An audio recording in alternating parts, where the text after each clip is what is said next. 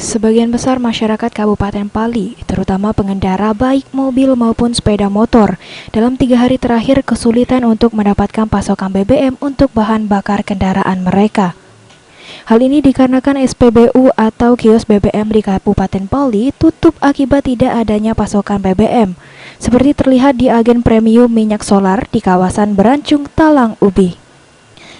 Pasalnya, APMS yang berada di ibu kota Talang Ubi tersebut tidak melayani penjualan BBM atau tutup.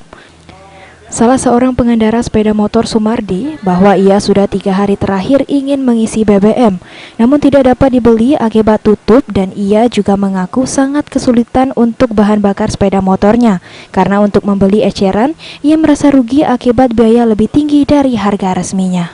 Kali gitu di sini, Pak? Berapa kali di sini? Ya, suatu hari Sabtu kami ngisi aja.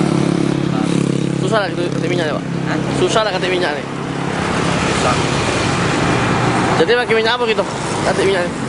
Eceran, bensin eceran. Beda lah eceran kamu ini. 10.000 eceran. Lebih mahal loh duit. Tahu nama kita, Kak? Hah? Nama kita siapa? Sopandi.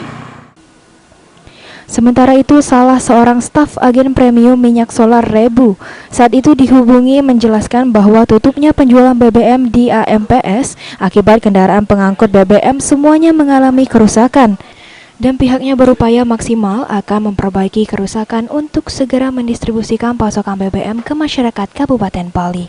Husniawan, Pol TV.